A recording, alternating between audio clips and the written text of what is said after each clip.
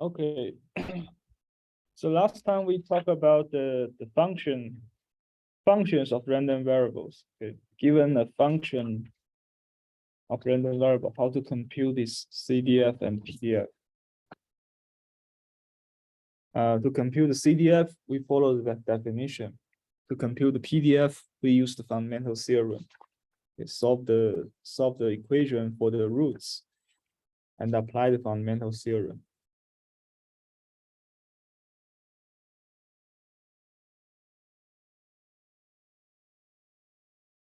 And now, starting from this lecture, we are going to talk about a very important concept on random variables.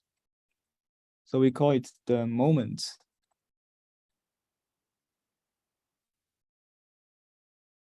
of random variables.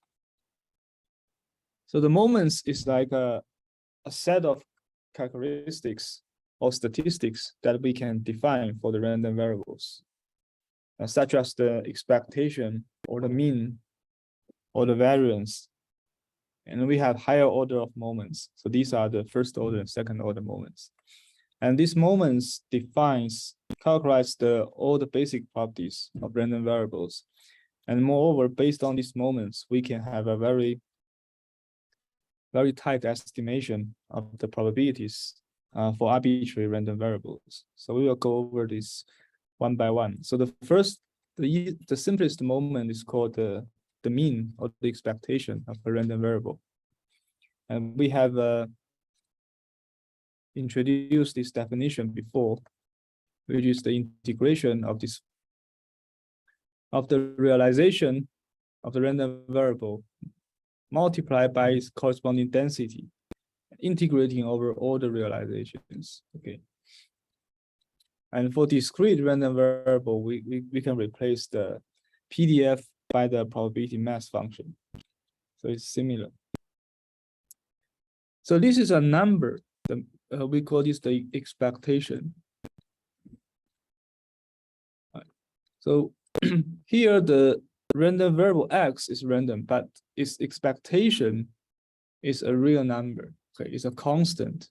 Given a random variable, its expectation is a constant, and it's not random. Okay, the expectation is not random; it's a fixed constant.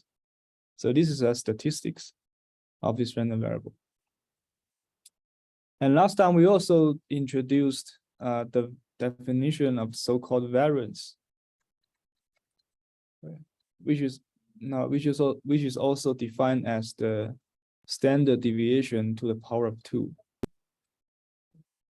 But the variance is defined as follows. So I'm subtracting the mean from this random variable,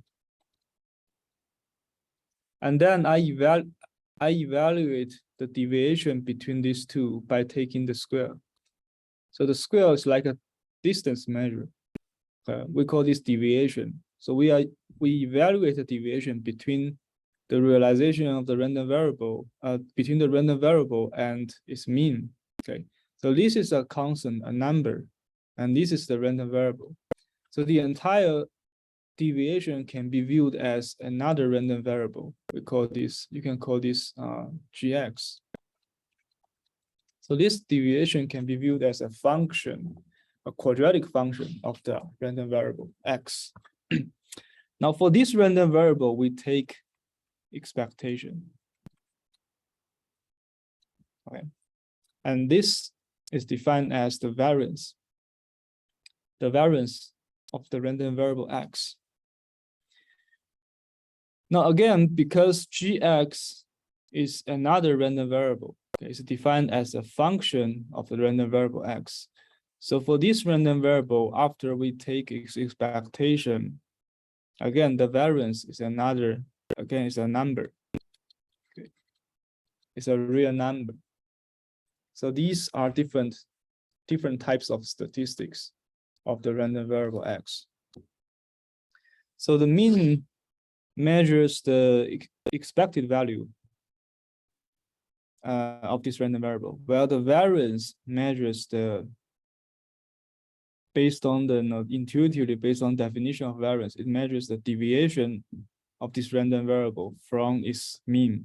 Okay, if the variance is very small, that means the PDF of this random variable will be concentrated around its mean. And otherwise, it will be very similar to a uniform distribution.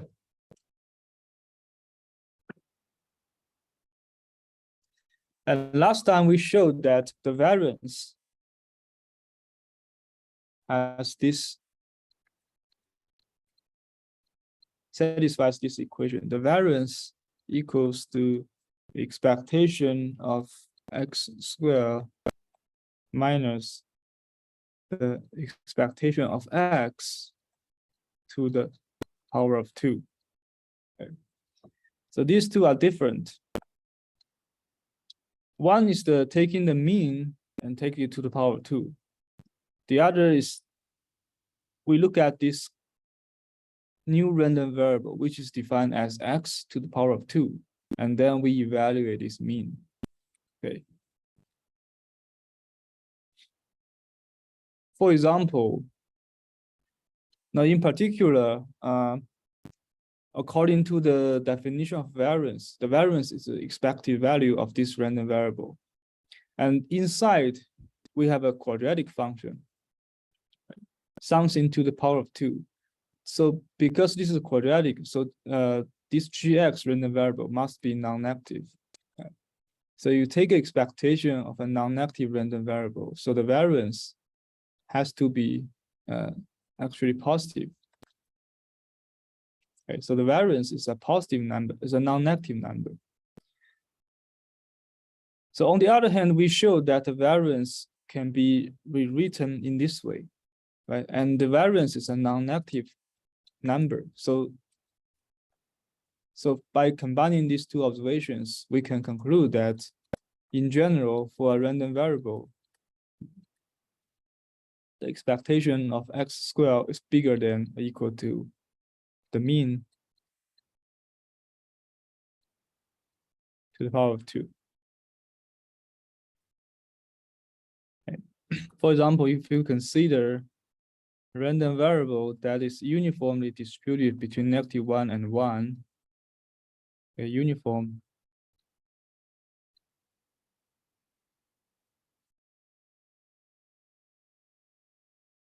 now apparently the mean is 0, okay, because it's a uniform. The mean is 0, so the right for this random variable, the right hand side is 0 because it's a mean to the power of 2. So this is 0. But for the left hand side, it is bigger than 0 because you can calculate by using the fundamental theorem. You can calculate the PDF of this random variable, and apparently because we are taking square, so even if x, the realization of x may be negative, after taking square, it will become positive. So all these x squares will be uniformly distributed, in the positive domain. So when you calculate the mean of this x square will be bigger than 0. So in general, the left-hand side is bigger than the right-hand side.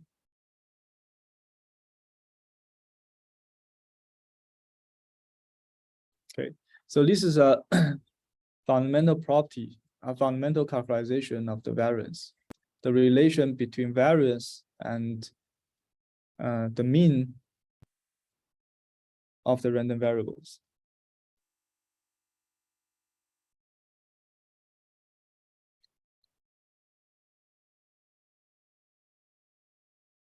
So the expectation and the mean has some properties.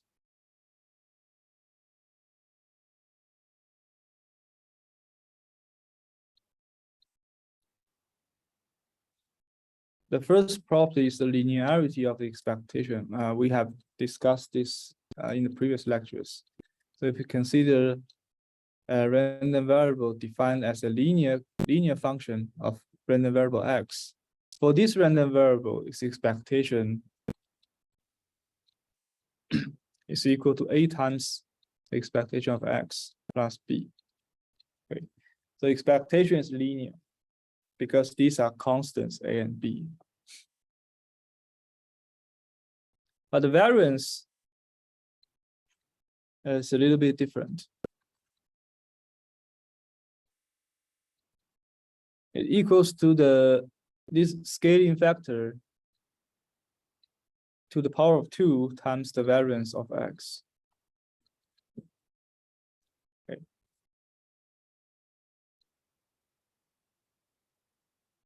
So for the variance, it does not depend on this offset plus b.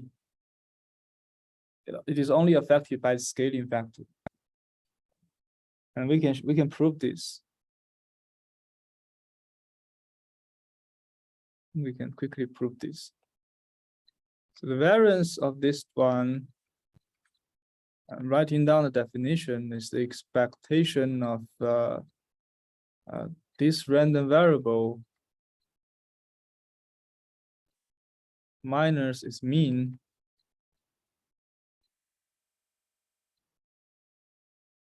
I raise it to the power of 2 and take the expectation. And we just need to expand it. So it's ax plus b.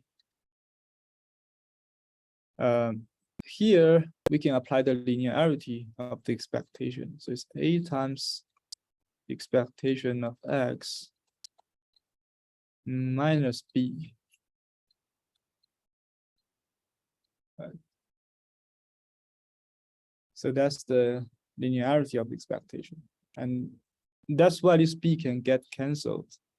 And so it does not depend on b. B is cancelled, and we only have expectation of ax. Now this a can be, we can take this common factor out. So we a x minus ex. But there's a square, so when you take it out, it should be a square. That's why we get a square factor. But a square is a constant. This can be viewed as another random variable. Expectation of a constant times this random variable. By linearity of expectation, we have a square e. Inside we had x minus ex. Which is a square variance of x. So we can follow the definition and derive this equality. So basically, after a linear transformation, the variance is only affected by the scaling factor. Okay? Because this offset, in the definition of variance, we are measuring the deviation from its mean. So if you add a constant to the random variable, everything will be shifted by b. So in the end, the deviation of the expectation will not change. Okay, so they will cancel out with each other. So this is a very different property.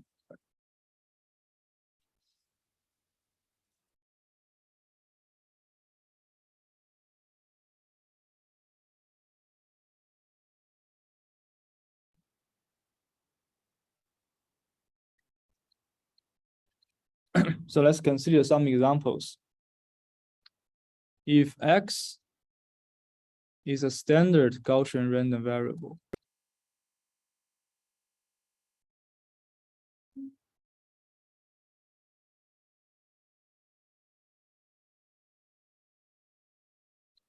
then we want to look at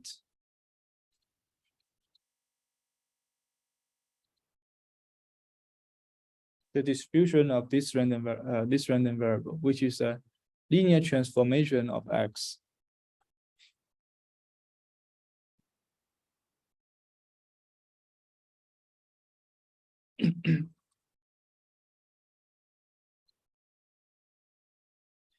So because x is a standard Gaussian random variable, so we know it's PDF. It's given by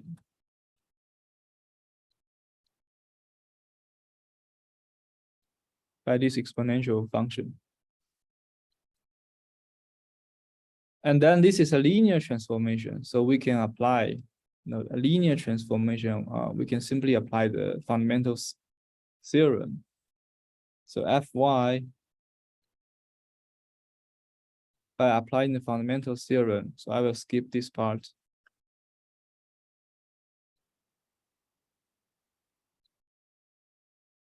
So this is a linear equation, so you can easily solve x equals to y minus mu divided by sigma. Right?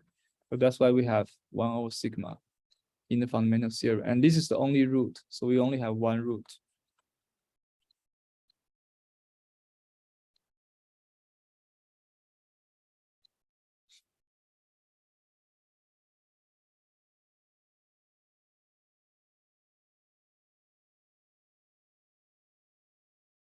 Okay.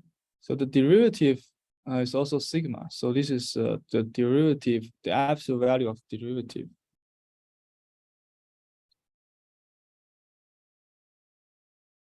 Then you plug in this one variable into here.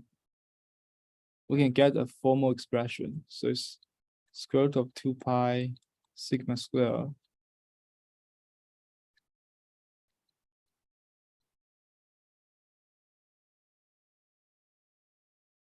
It's this one, right? Which is a Gaussian Gaussian distribution with mean mu and the variance sigma square.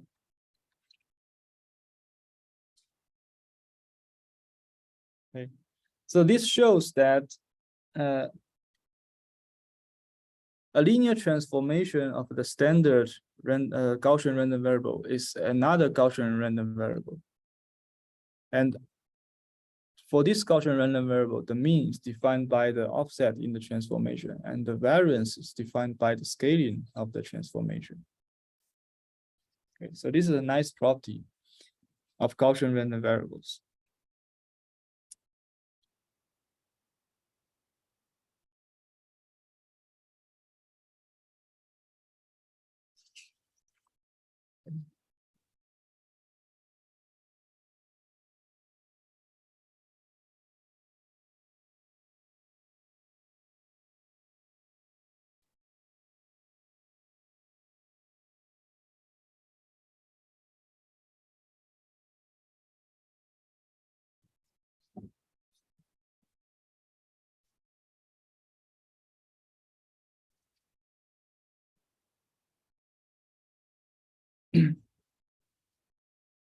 So the other example is that, okay, if we consider a standard Gaussian,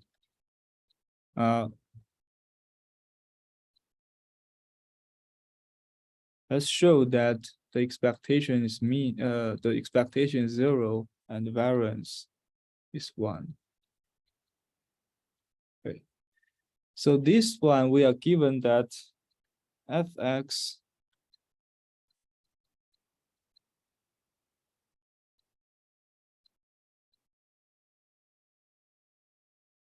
is given as this one. Right? Now, given this distribution, given this PDF, show that it has 0 mean variance 1. Right? Of course, we in the Gaussian notation, we already write the mean and variance in this parentheses, but let's verify this from the basic definition of PDF, Gaussian PDF. So everything is related to calculating the expectation and variance through integration. Right? So the expectation is defined as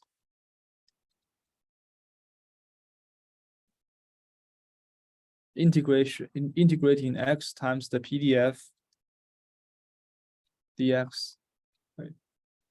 And this is Gaussian, so x covers the realization can be arbitrary. Right? So you calculate this integration, right? So basically these two can be combined into dx squared over 2, which matches the exponent And then you can apply the change of variable, okay? Do some integration. You can show it is 0. Okay, it's a basic integration. Now the variance,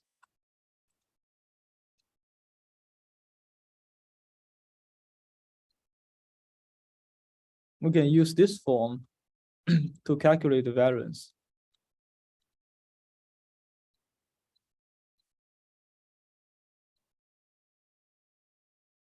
So the nice thing about this form is that it only involves expectations, right? Expectation of x, expectation of x squared. But we just showed that expectation of x is 0, right? So the second term is 0. So this one is expectation of x squared.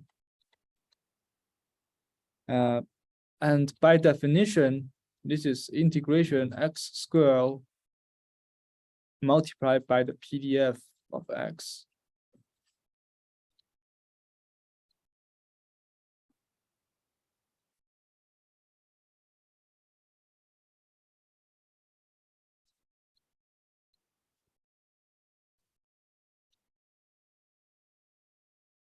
It should be a small x.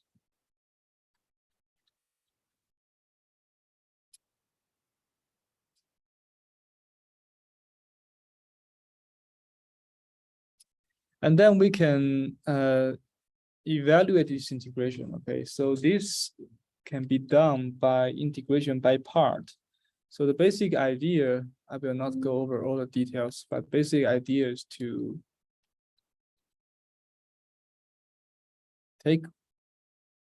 combine one of the x with dx, so we get dx squared over 2. And then these two can be combined together.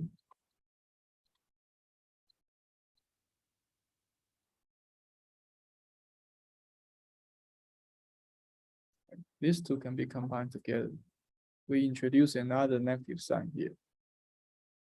After that, you can, this is a standard form of integration by part. So you can find the formula of integration by part and evaluate this one. Okay. You get this is, the final result is 1, which verifies the property of standard Gaussian random variable. The mean is 0, variance is 1.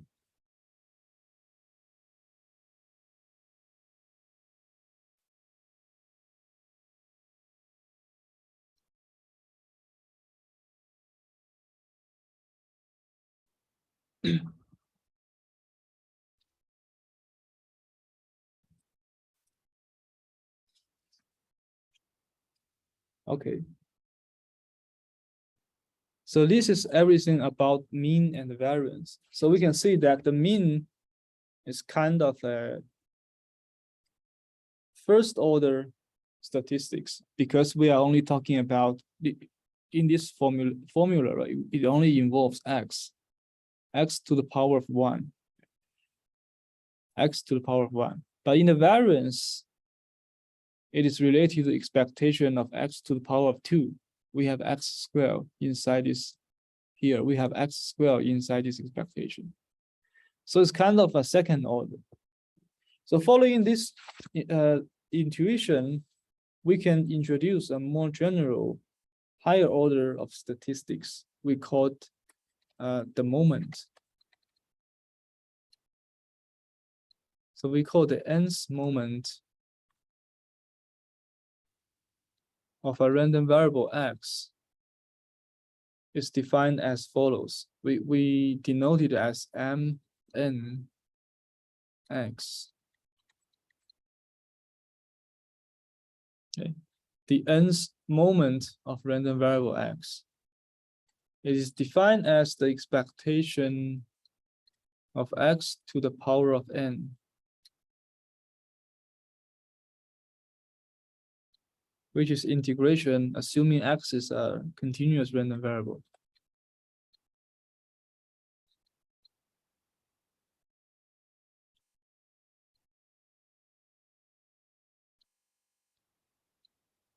Right. And this n takes integer values 1, 2, 3. up to infinity. Okay. So this is the nth, which is basically the expectation of x to the power of n. So we call it nth moment.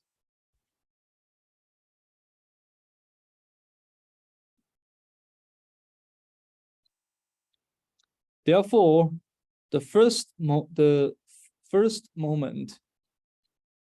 m1x is basically the mean. Well, so mean is basically the first moment, but the second moment is expectation of x squared, which is related to variance, because we know the variance is expectation of x squared minus the square of the expectation, right? The expectation of x squared by definition is the second moment. Well, this one is the first moment to the power of 2.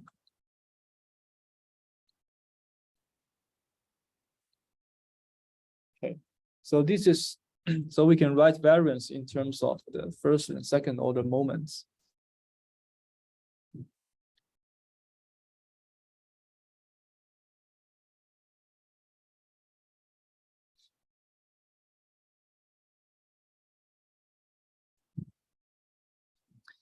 And this is the way to calculate these moments.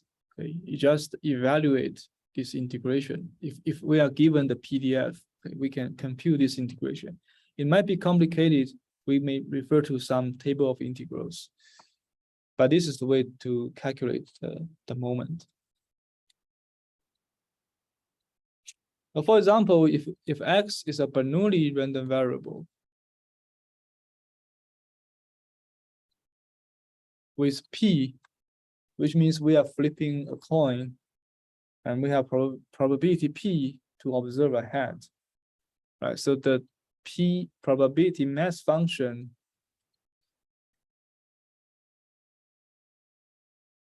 we're assuming x is a binary random variable, so we can write out this is a distribution of this Bernoulli random variable. Okay, so the nth moment by definition is the expectation of x to the power of n.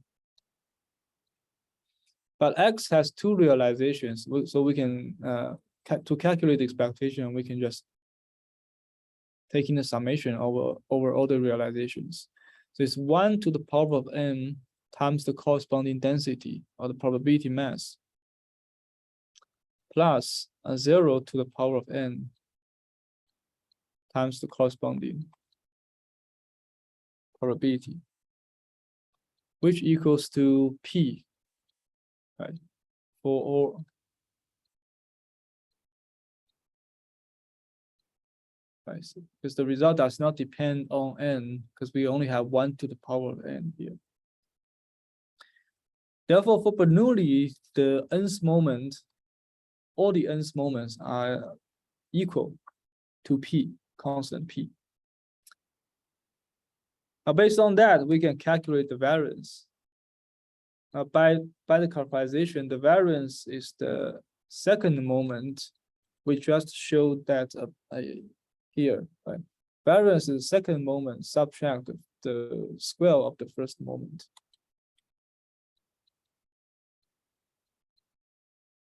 But all the moments are the same in this case. So the second moment is p, subtracting the first moment, which is also p to the power of 2, which is p 1 minus p.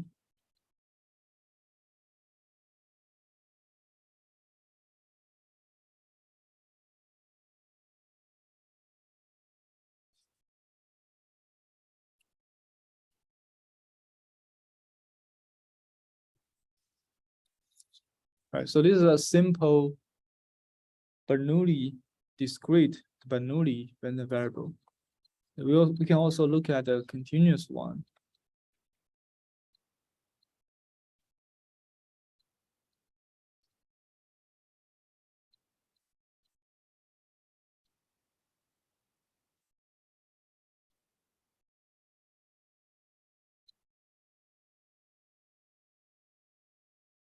Okay, so this is a given continuous the PDF of a continuous random variable, which takes a polynomial form.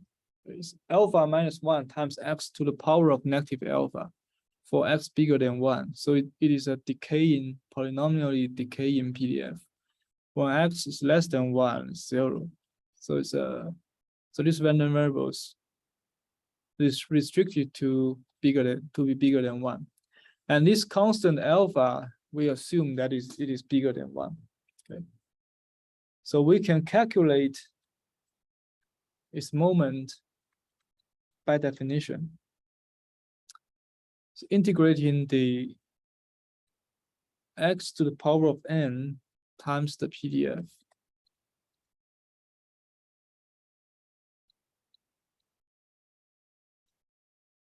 Right. But now x is only restricted to 1 to infinity. So here is 1 to infinity.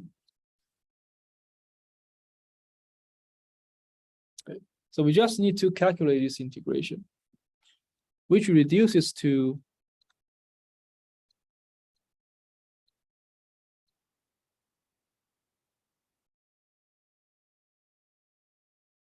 this integration. Right. And we have seen this integration many times. So let's look at this one.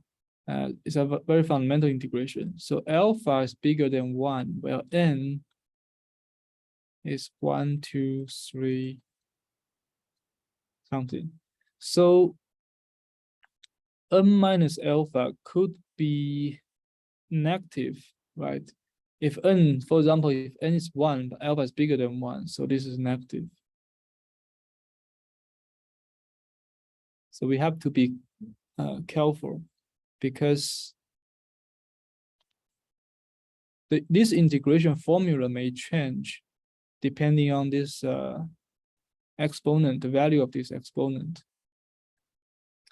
In particular, if n minus alpha is -1, or equivalent is saying if n is alpha minus 1, then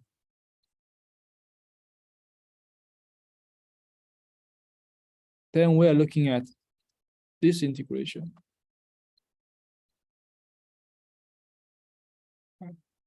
Which gives a logarithm, the logging function.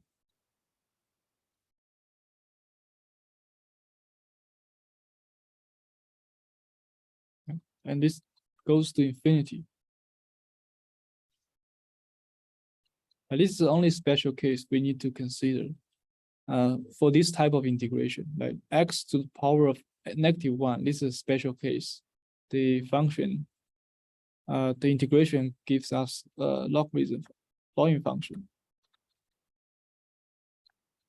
Otherwise, we can just apply we can just compute this integration directly. So it's alpha minus 1 x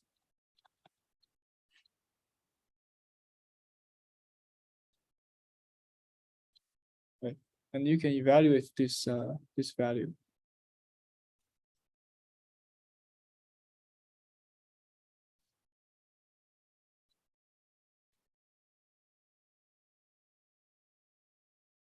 Right. So basically, higher order moments, it's like calculating the expectation of higher order of the random variable. Right. So in the end, we need to compute something similar to expectation, but here we raise the realization of the random variable to the power of n in the moment functions.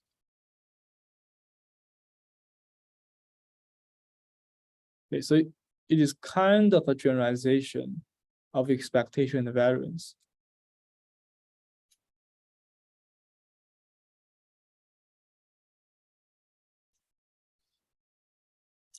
And there's we have a remark on the existence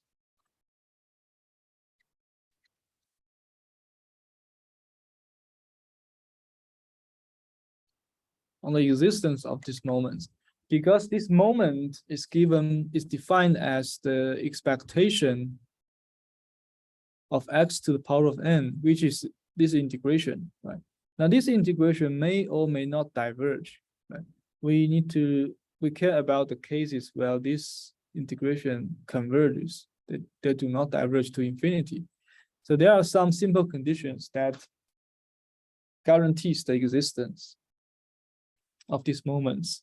Now the simplest condition is that if the random variable is a bounded random variable,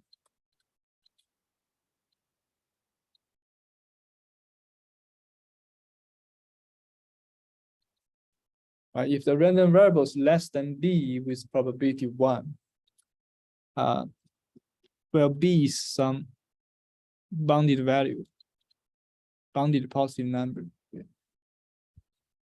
In this case, the random variable is guaranteed to have arbitrary order of moments.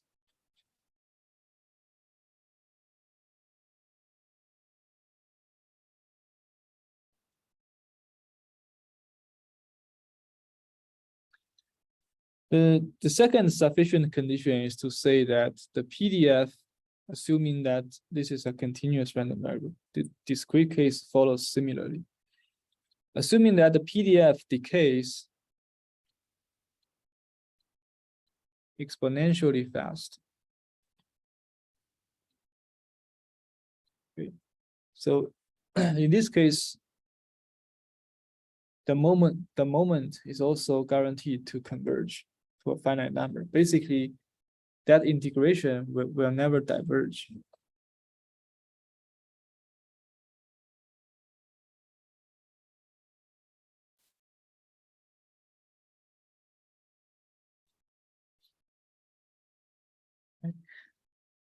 And the reason that we care about moments is that these moments are extremely useful to characterize the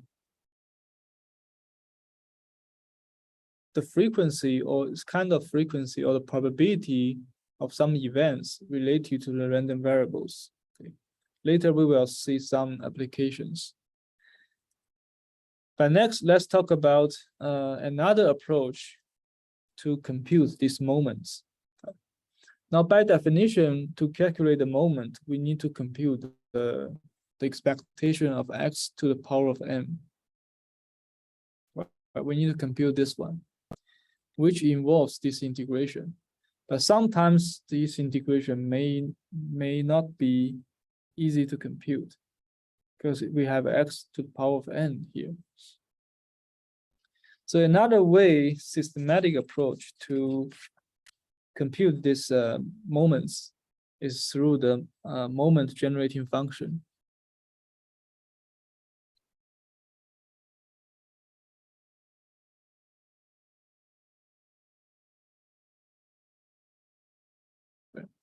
And according to this definition, this is a function that somehow can generate the moments.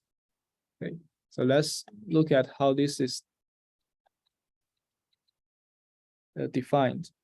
So the moment generating function is defined as gxr.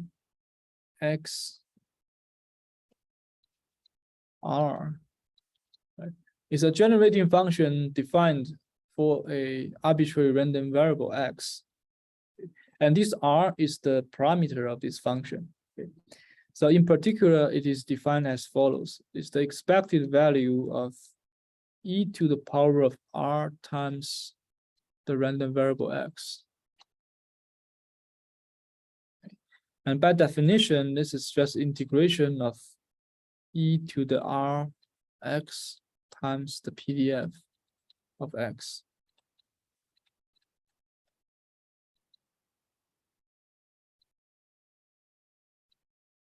Right. So we can introduce this general function, right? And it is well defined because this is basically, we can view this as a function of the random variable x, right? So it is an exponential function of the random variable x, e to the power of r times x, where r is a constant. Now, this is a function of a random variable x, so we can calculate this expectation. And this is how we calculate this expectation. Right? So this is we can define this function.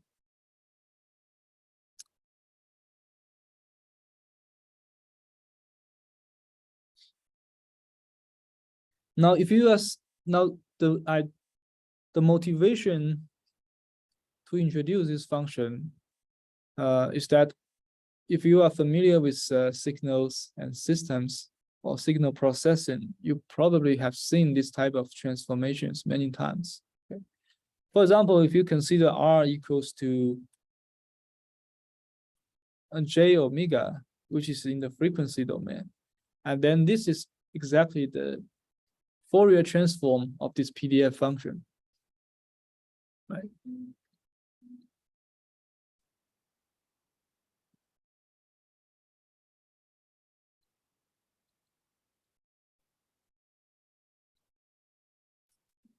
If you replace x, if you think of x as a time t, then this is exactly the Fourier transform, right?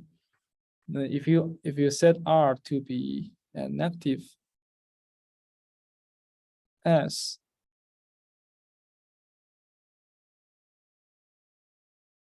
I think this should be negative j omega. Yeah, then this is Fourier transform. If you set R to be negative s, then this reduces to the Laplace transform. Okay, well, s is sigma plus j omega.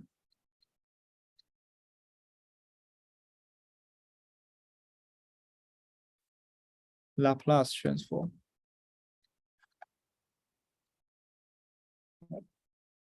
So this is not, in this sense, this is a kind of a transformation of the PDF function into a certain spectrum domain. And we can do this in the to analyze the, it's kind of analyzing the spectrum of the PDF of a random variable. Right? So we are leveraging the tools that we are using in signals and systems to help analyze the random variables. But this is a very useful technique because the PDF function is a function, mathematically speaking, it is a function. So we can consider it's a spectrum, right? And the spectrum is defined as taking this kind of transform by taking the integration of some exponential factors multiplied by this function. So this moment generating function is related to these classic transformations.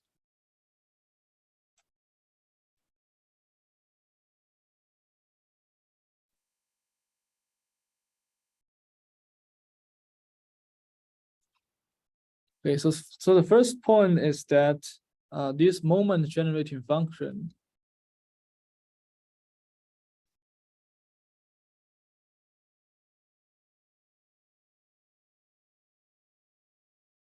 may not exist for all R. So what happens is that given a random variable, you can follow this definition to try to evaluate this moment generating function. Okay. But sometimes for some random variables, such an integration may not converge. Okay. For example, if we consider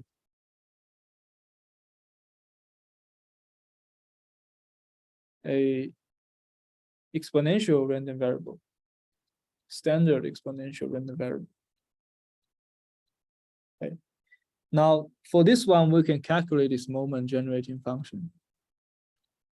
And by definition, it's e to the power of Rx times the density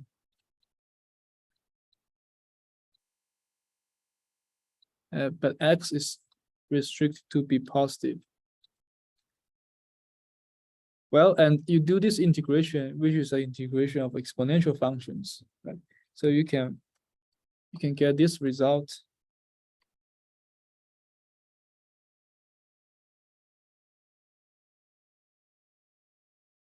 Okay, this is a result. But this really depends on the sign of this part. Now, if this is positive, then we diverge because we have infinity here. If it is negative, we get a convergence result. Okay. So which means if r bigger than lambda, if r bigger than lambda, this is negative. So negative, this one is positive. So the entire coefficient of x is positive. And then we will have divergence. Okay. Otherwise, now we have convergence. So we get this result. Okay. So this means that for this random variable, the moment generated function is only defined for r less than equal to this lambda. And in this case, the moment generating function is given as this in this form, so lambda over lambda minus r. So the variable r is it is inverse proportionally to the variable r. Otherwise, the function diverges to infinity.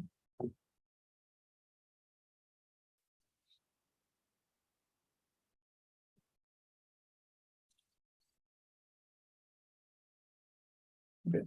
Okay, now we have this. Suppose we can calculate this moment generated function. So how does it generate moments? Right? Because by definition, it is called moment generating function. So we have a fundamental property to show that if we can compute this function, then we can leverage this function to easily compute the moments of the random variable x. So let's look at that. So we can look at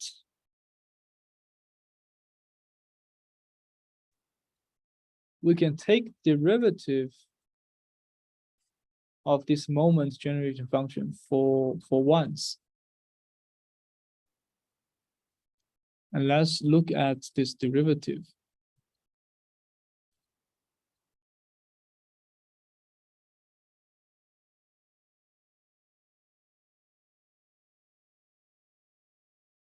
Okay. And if you're familiar with the derivative rule, there's no, the lower and upper limits are constants, so we can just move the derivative inside.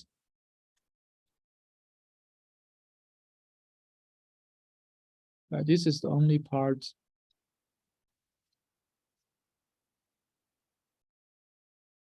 So we are taking derivative with regard to r. So this is the only part that depending on r. So we can move it inside, and then this one taking derivative is well, it's the exponential itself, but here is a compositional form, so we need to further multiply by x. Okay.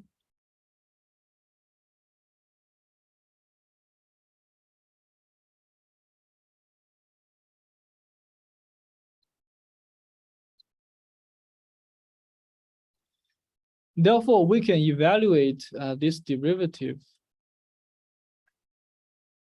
in particular at r equals to 0 at the origin point. Now plug in r equals to 0 here. We have e to the power 0, so this is 1. So we end up with x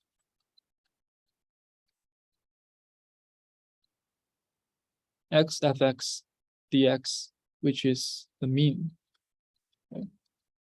The mean of x, which is the first moment of the random variable x. So we can see that by taking the derivative of the moment generating function for once and evaluating it at r equals to 0, we generate the first moment. Right? And we can, following similar strategy, we can show, which I will skip,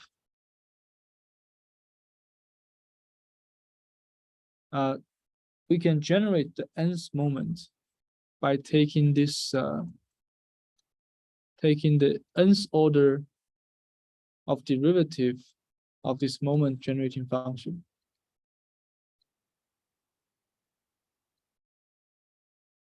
and evaluate this nth order derivative at r equals to 0. We can show this one gives the nth moment.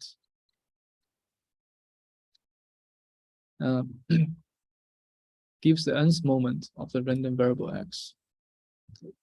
So therefore, all the moments are included in this moment generating function. Okay.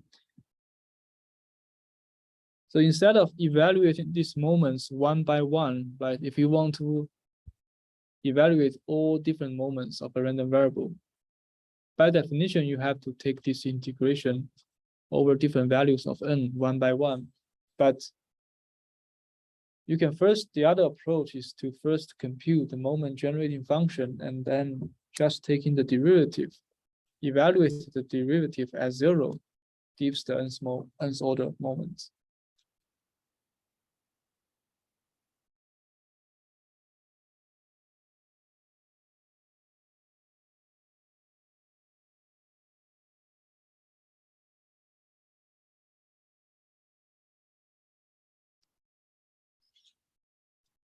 Okay, let's consider example.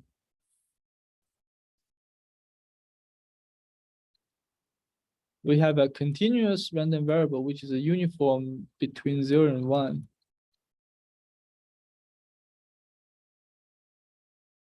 So the PDF is 1 between 0 and 1 and 0 otherwise.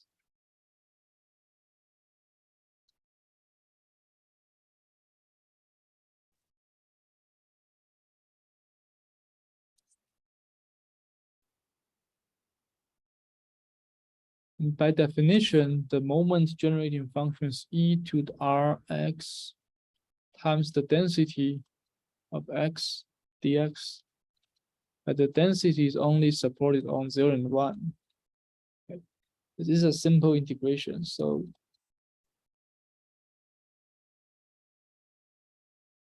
see what you get.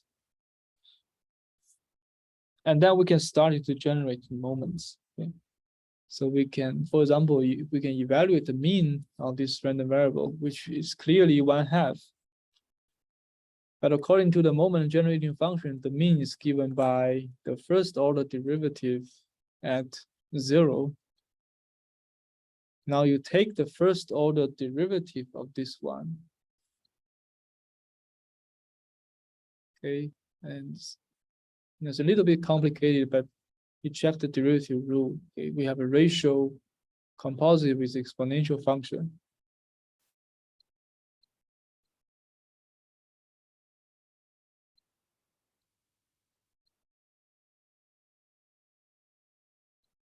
Okay, that's the derivative, first order derivative. Now you substituting r equals to 0 into this formula, you get, okay, now denominator you get 0, the numerator you get 0 times 1 minus 1 minus 1, which is also 0. So you have 0 divided by 0. And this reminds us of the Hopital's rule, but you have a 0 divided by 0. So we need to apply the Hopital's rule, which is to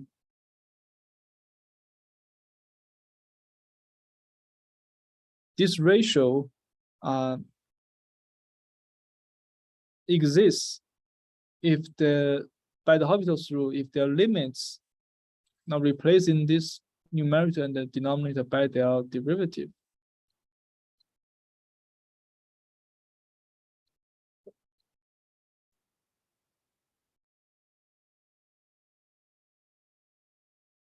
Okay, so you r squared taking derivatives 2r and this numerator taking derivative. You can check that gives this one. Now this one evaluate at the ratio of the derivative evaluated at this point. And in this case,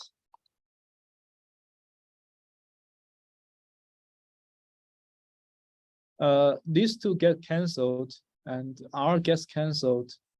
So you only have 1/2 times e to the power of r, but r equals to 0, so it's 1/2, okay, which equals the mean, the mean of this uniform distribution.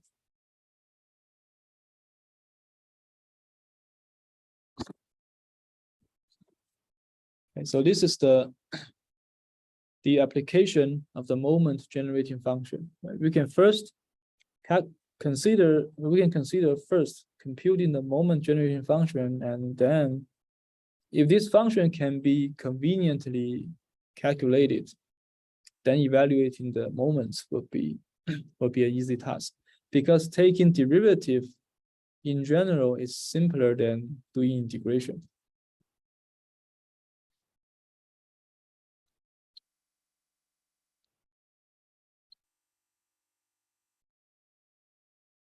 Now, so this is the moment generating function. Let me go back here. So this is the moment generating function for continuous random variables.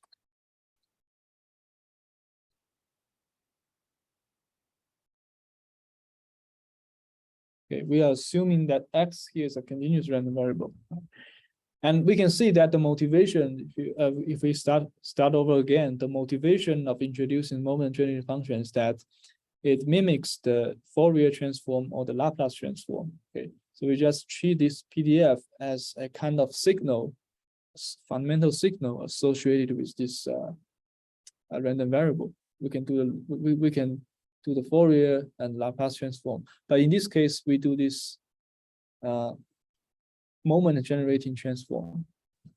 Okay, well, this R is only supported on real numbers on the real line, but in the Fourier and Laplace transform, we are looking at R on the imaginary axis, okay, or the entire complex plane. So that is the difference between these types of transforms. But for discrete one, we also have different types of moment generating function. And it is also inspired by signal processing and the transformations, discrete transformations in the signal processing domain. So we have the moment generating function of discrete random variable. So the moment generating function of a discrete random variable x is defined as similar to the Z transform.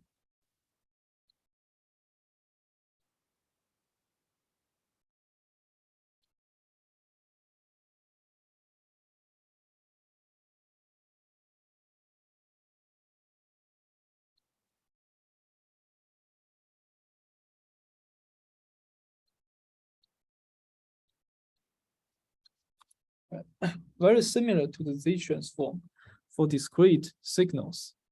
Okay. It is defined as the expectation of Z, this Z, raise it to the power of the random variable x.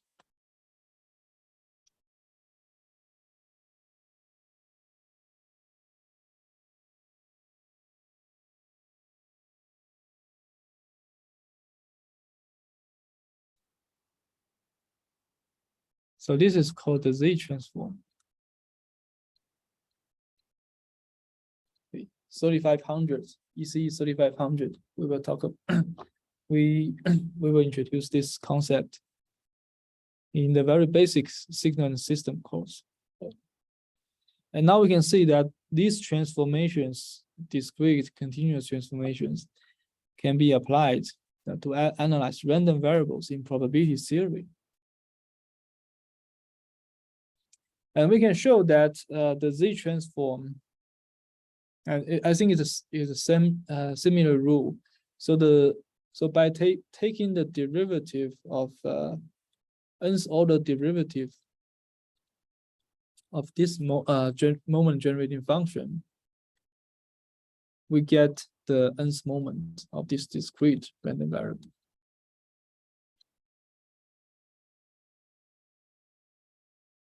Okay.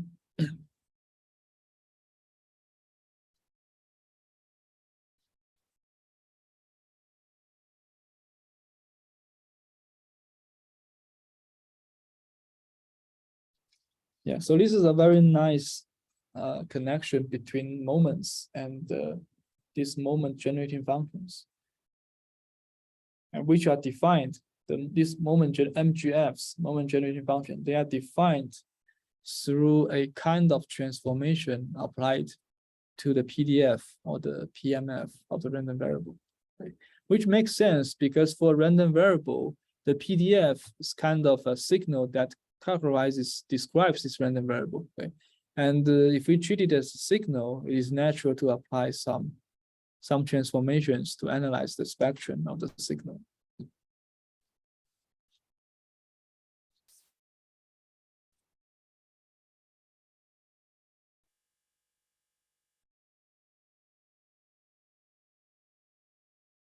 Okay, so up to now we've talked about two concepts. One is the moments. Okay, it's defined as the expectation of the random variable raised to the power of n. And then we also, the second concept is the moment generating functions.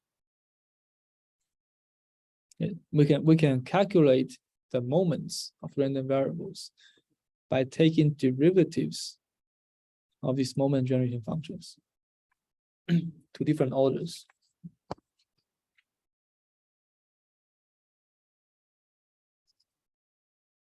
Now, why do we care about these moments?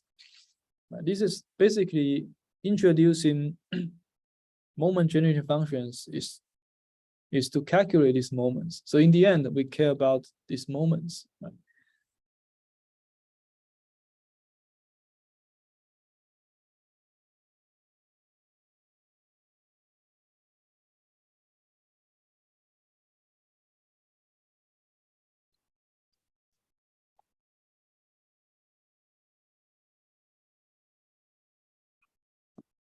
Yeah. So this moments is kind of like so the moment generating function describes kind of the spectrum of the PDF of that random variable, and this moments provides all the important statistics that we need to conveniently bound the probability events defined under these random variables. For example, now in the following, we will start talking about how can we apply these moments of a random variable to bound some probability events.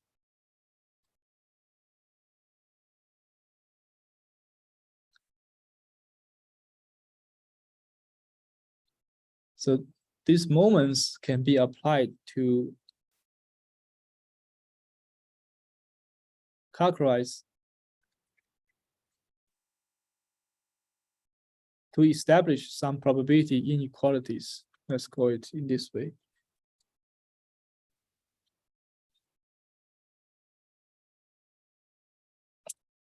Now let's look at some elementary inequalities. First is called Markov inequality.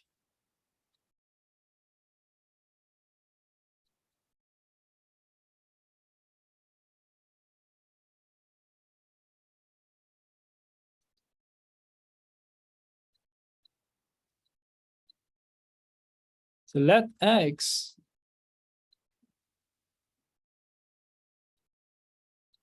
be a non-negative random variable.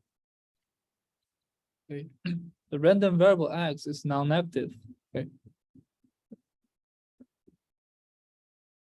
And also assume that the first moment of X, which is the mean of the expectation. Okay. The first moment of X is finite. Right. So you can see that this description here, we are talking about a very general random variable. Okay, we are not talking about specific random variable like Gaussian, exponential, Bernoulli. Here we talk about very general, a class of random variables, as long as this random variable is non-negative as a finite mean. Okay. For example, if you consider a uniform random variable between 0 and 1, then it satisfies these two conditions, right? So the power of these moments is that we can leverage these moments information to characterize the behavior, the concentration behavior of a large class of random variables. We don't need to go over them one by one anymore. Okay. So, okay, looking at such a non-negative random variable with a finite mean, for such and in such random variable, we have the following inequality. The probability that x is bigger than or equal to a certain threshold is less than or equal to the expected value over this threshold.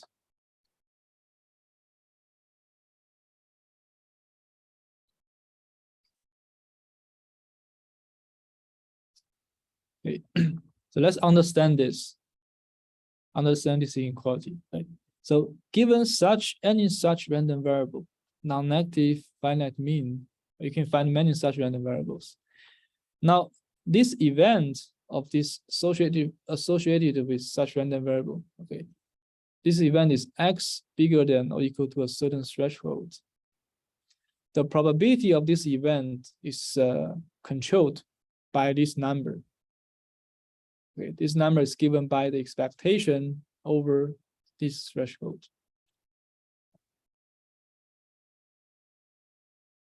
And you can see that intuitively, okay, if you increase this threshold, if you keep increasing a, and here a is in the denominator, it is keep increasing, so the right hand side will be decreasing. Okay, which means it is harder and harder for this random variable to exceed a larger threshold.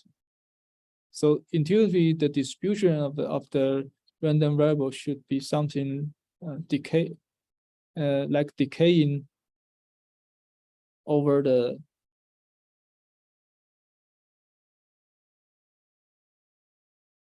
x-axis, over the realizations.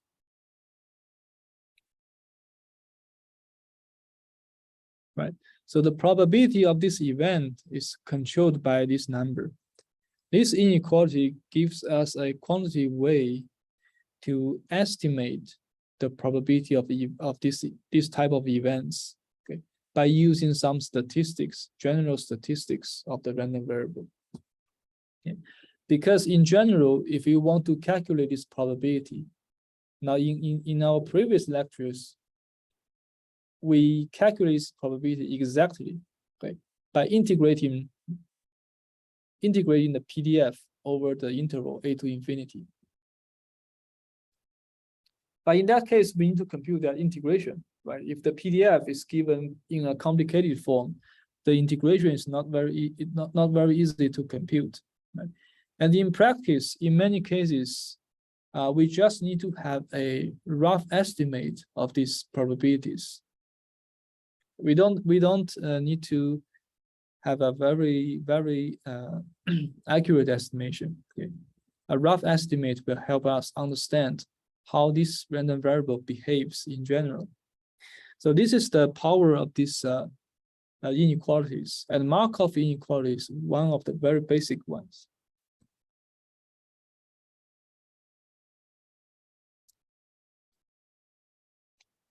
Okay, we have 10 minutes. We can quickly go over the proof.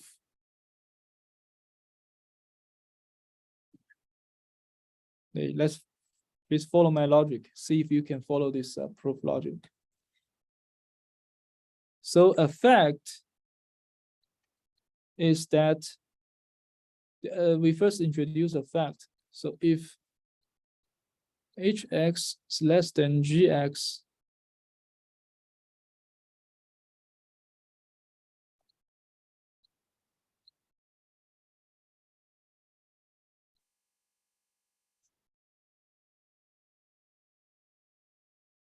So let me erase this. If we have two functions, hx, gx, and one is dominated by the other, okay, one is upper bounded by the other for any x pointwisely, and then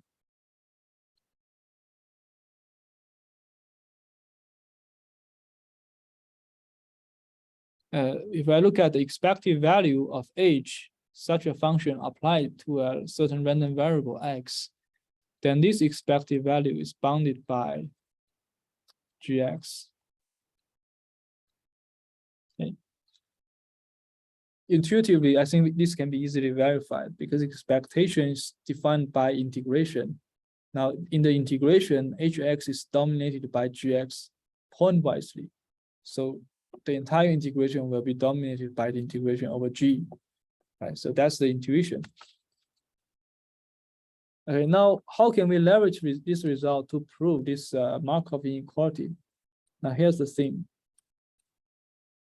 Let hx, now I define a specific function hx as the following function. It's indicator of x greater than equal to a. Now what does this mean? This means if the variable x is bigger than the threshold, then I assign 1 to this function. Otherwise, I assign 0.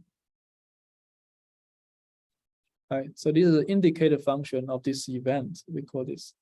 If this happens, if this condition is satisfied, function takes 1, which means that this function indicates that this condition is satisfied. So we can define this function. And we define the other function as x over a. Okay. So these are two functions defined, these are two functions of x. We can sketch them.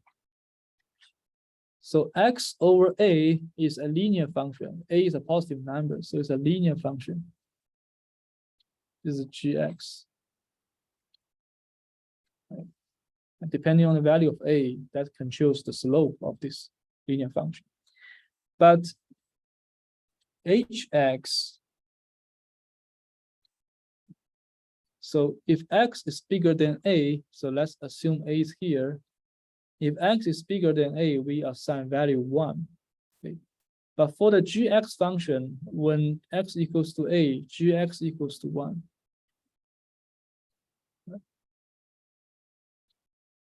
So these two functions, they coincide with each other at this point. So this is hx. Otherwise, hx equals to 0. Okay. So this is hx. So hx is like a step function. 0 and take a step to 1. And we can see that gx dominates hx, right? Gx is higher, is above hx. So hx is less than or equal to gx, following up by the construction. Therefore, by this fact, the expectation of hx should be less than expectation of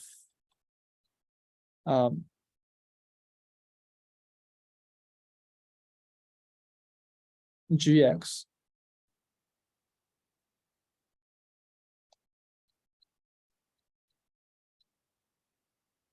By this fact, if two functions have this one dominates the other for all the points, then I can replace these variables by arbitrary random variable, and the expectation of these functions of random variables will follow the same domination order. Okay. So expectation of hx, here x is a random variable, is dominated by the expectation of gx. Now let's look at this one. Hx is an indicator function. So let's replace. So hx is indicator function of the random variable x bigger than a.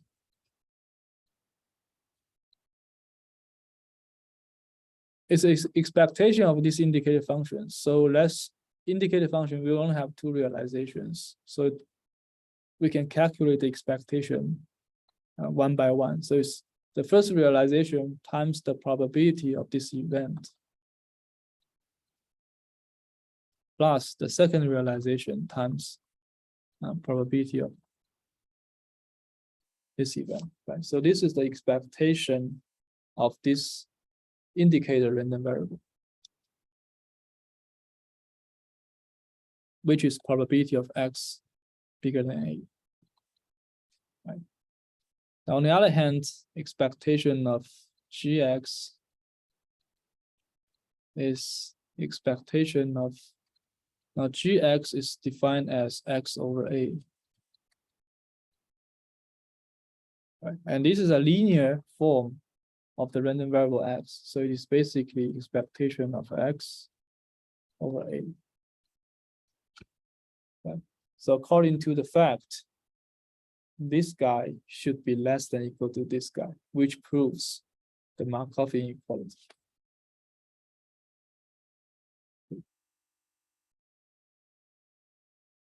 So we are leveraging the fact that, so we are reducing this probability, the probability of this event into an expectation of this indicator function, right? And reducing this as an expectation of this linear function. And then we leverage this fact to prove the Markov inequality.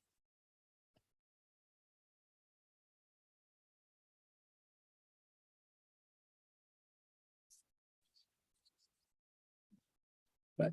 So so once we, for any such random variable, okay, non-negative with finite mean, we can apply this Markov inequality to analyze, to give a rough estimate of the probability of such events. Okay.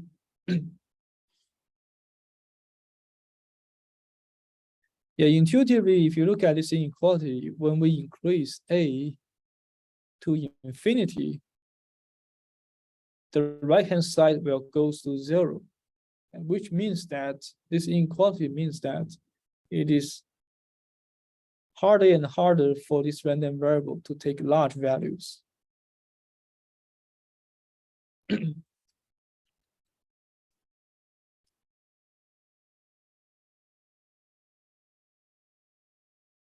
Yeah. And on the other hand, this inequality may be a very coarse estimate, because suppose a is less than the expectation.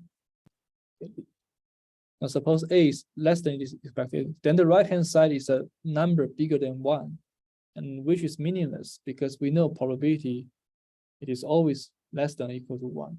Okay. Therefore, this inequality is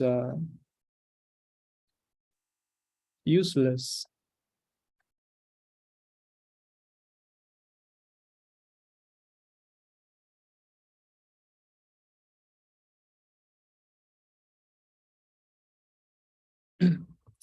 When a is less than the mean. So in the small value region, this inequality is a very coarse estimate, and it's useless. That's why in the next lecture, we are going to leverage higher order moments to further tighten this, to get a tightened estimation of these probabilities. Okay, so I think I can stop here. We have Chebyshev, Chernov left for the next lecture.